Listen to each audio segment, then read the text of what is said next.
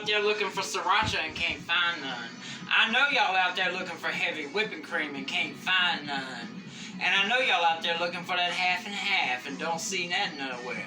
Well, listen, the other thing they got a shortage on these days is Crisco butter flavored baking sticks. I done been to like 4, 5, 6 damn. Oh, and cornstarch too.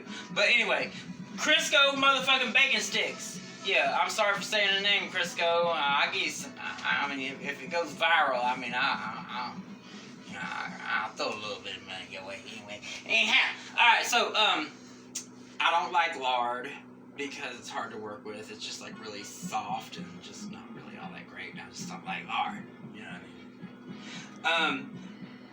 But you can use butter. If you don't have shortening, you can use butter. And you want to make sure that it's cold. And, you know, you'll just cut it into tabs. Like this here.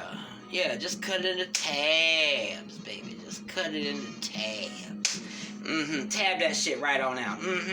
Make it tabby. Ooh, real tab. Do you remember Tabby? Yes, of course I do. Remember how everything had to be tabby? Because that dude that I was dating back in the day, that's what his little thing. It was kind of like Mean Girls and Fetch, how she was trying to make Fetch happen.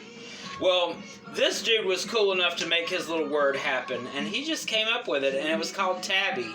And, like, Tabby was just like, ew, that's gross. Or, like, kind of like Jimmy Fallon with the little girl, and she's like, cow. But it really isn't. You know what I mean? So, like, that was Tabby. Oh, hold on. Wait, see, now we need to get our dry ingredients back out of the freezer.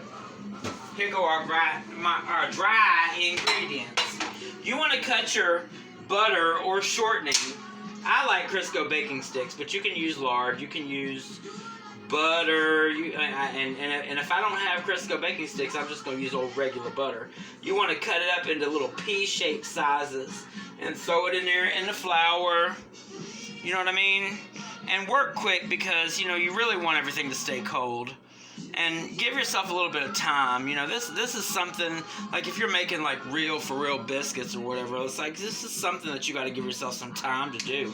Like, put some love into it, right? Yeah. You got to put some love and some thought into it, like I'm doing here. See, you just cut little old tiny squares off in there.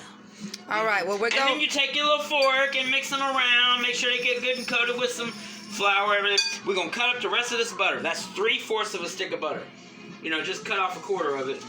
Wrap this shit back up and hold on to it, because what you're gonna want to do is you're gonna want to take this here leftover piece of butter from the stick, and you're gonna want to melt it down, because when your biscuits come out of the oven all hot and gold and fluffy and beautiful, you want to melt this down and pour it over the top. That's what we're gonna do later on.